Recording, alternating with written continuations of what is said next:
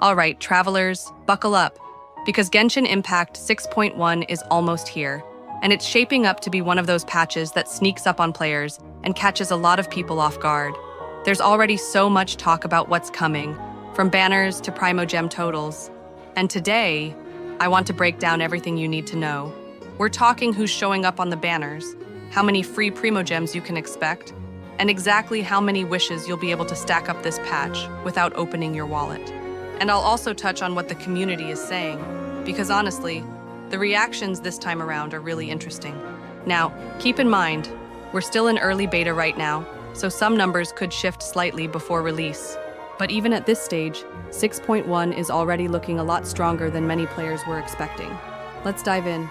Save up to 25% on the current banners at lootbar.gg. Right now, Lootbar has a special limited pack of 6,480 Genesis crystals for only $72 compared to $100 in-game. That's a $28 saving. I just entered my UID and selected my server. In less than 5 minutes, the gems appeared in my account. As you can see, I received double the amount for my first purchase. Just like with in-game top-ups beyond Genshin, you can also top up in Hongai Star Rail. Lootbar has over 100,000 satisfied users and also supports PS5 and Xbox top-ups. New users can get an extra 10% discount from the link in the description. Let's start with the most hyped part of every update, the banners. Because let's be real, banners are where most of us make our big decisions. Who to save for, who to skip, and how badly we're about to drain our Primogem stash. So, according to leaks, patch 6.1 is bringing us Nefer, the brand new 5-star character. She's the only completely new face this patch, so naturally, all the curiosity is on her kit. We don't know her exact numbers yet, but she's a Dendro character, and if history has taught us anything, it's that Dendro scaling and team comps can be, let's say, unpredictable.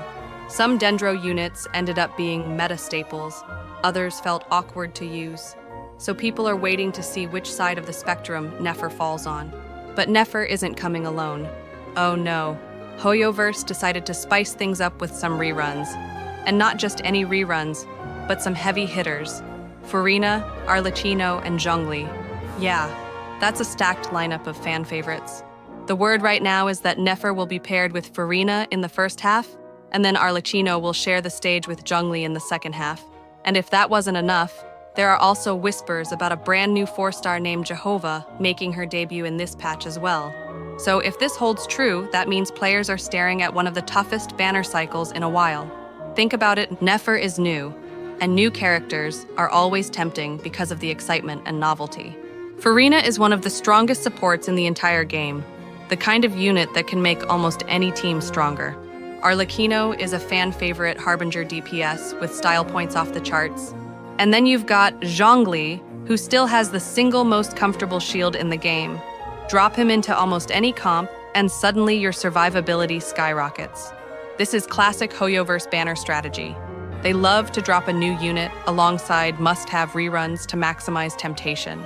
It's their way of making sure players can't just skip everything and stockpile primos for the next region. And honestly, it works. It's almost impossible to look at this lineup and not feel a pull toward at least one of these banners. So the real challenge for players isn't just saving Primogems, it's deciding who's actually worth spending them on. Do you go for the hype of Nefer? Or do you finally lock down one of the old favorites you might have skipped before? That's why knowing how many pulls you'll realistically have this patch actually matters. So let's break it down. Now here's the interesting part about patch 6.1. This is what people are calling a no exploration patch.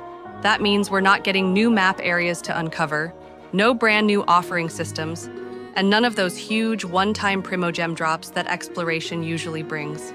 Historically, this kind of patch is where players brace for disappointment. Without exploration, the Primogem pool usually feels dry, like you're barely scraping by. But surprisingly, even without a new map, the Primogem count this time is actually really solid. Let's go piece by piece.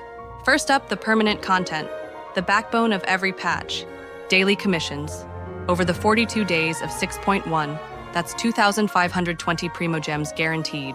Spiral Abyss. This resets twice during the patch, giving 400 each reset, for a total of 800 Primogems. Imaginarium System adds a clean 2,000 Primogems. Stygian Onslaught, that's another 450 Primogems. Paimon's Bargains Shop, over 2 months you'll get 10 Intertwined Fates and 10 Acquaint Fates. Converted, that's about 1,600 Primogems worth.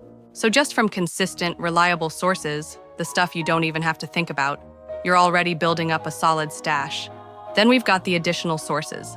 They're smaller this time since there's no map expansion, but still important.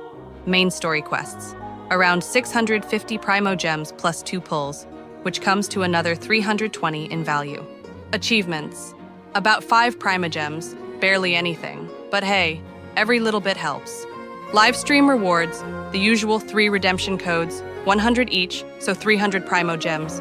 Maintenance compensation, standard stuff. 300 Primogems for downtime and 300 more for bug fixes. That's a free 600 Primogems waiting in your mail on update day. Miscellaneous rewards, think surveys, random gift mails, little extras here and there. About 265 Primogems total. And then, of course, we've got events, the wild card every patch. In 6.1, the events are middle of the road. Not the most generous we've ever seen, but not stingy either. The main event is worth around 950 Primogems. 2 smaller events each add about 420 Primogems, so 840 combined. That's 1,790 Primogems from events alone. So what does this actually mean in practice? Let's total everything. If you're completely free to play, you're looking at about 11,300 Primogems. That's roughly 70 pulls.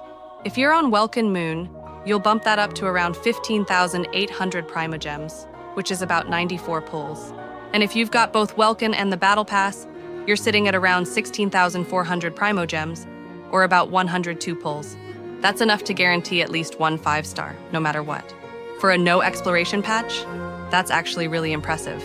Now let's put this in perspective. Normally, when there's no exploration, players expect totals in the 55 to 60 pull range. That's just been the standard. If there's no map, you know you're in for a dry patch. But this time, we're getting around 70 pulls for free-to-play, which is way better than expected. Just to compare, patch 5.8 had the Natlan summer map and gave us 79 pulls total. So the fact that 6.1 is sitting at 70 pulls without any map expansion is a really good sign. And if you've been around a while, you'll remember older patches where a no-map update only gave about 55 to 60 pulls in total. So in that sense, 6.1 is actually punching above its weight. Now let's talk about how the community is responding, because it's been pretty split. On the positive side, a lot of players are pleasantly surprised. Some people are literally saying, 70 pulls is actually really solid considering there's no exploration this patch, or this is better than I expected for a no-map cycle. Others are pointing out that this is one of the healthier baselines we've had in recent memory. They're comparing it to past patches and realizing that 70 pulls isn't something to take for granted. But then, on the flip side, some players are calling this a dead patch. And honestly, they have a point too, because even if the Primogem count is decent, there's just less to actually do. No map to explore, fewer side quests, less fresh content to sink time into. Generous rewards are nice, but they don't always make up for a lack of gameplay. So it really depends on how you approach Genshin. If you're mainly focused on banners and pulls, this is a solid patch. But if you're the type of player who looks forward to new areas to explore, or big storylines to dive into, 6.1 might feel a little underwhelming. At the end of the day, the real problem in 6.1 isn't whether you'll have enough Primogems, because the math shows you will. Even as free-to-play, you'll be sitting on 70 pulls minimum. The real challenge is deciding who to spend them on. Do you chase Nefer just because she's new? Do you finally secure Farina if you've skipped her reruns before? Do you pick up Arlecchino because she's one of the most stylish DPS characters in the game? Or do you grab Zhongli, the ultimate safety net for almost any team? There's no easy answer here, and that's exactly how Hoyoverse wants it. They stack banners like this so that no matter who you are, there's someone you feel tempted by. So here's the big takeaway. Patch 6.1 might not bring new regions to explore or tons of fresh side content, but in terms of free pulls, it's actually really healthy. 70 pulls free to play is nothing to scoff at. And if you've got Welkin or BP, you could realistically be walking away with over 100 wishes. The question now isn't, Will I have enough Primogems? It's, who should I spend them on? And that's where I want to hear from you guys. Are you going all in on Nefer because she's brand new? Or are you finally pulling for Farina, Arlecchino, or Zhongli if you've skipped them in the past? Drop your thoughts in the comments. I'm really curious to see where everyone stands.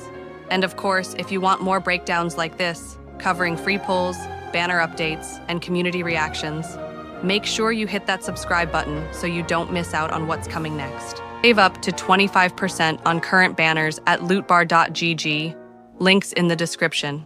Thanks for watching, and I'll see you guys in the next one.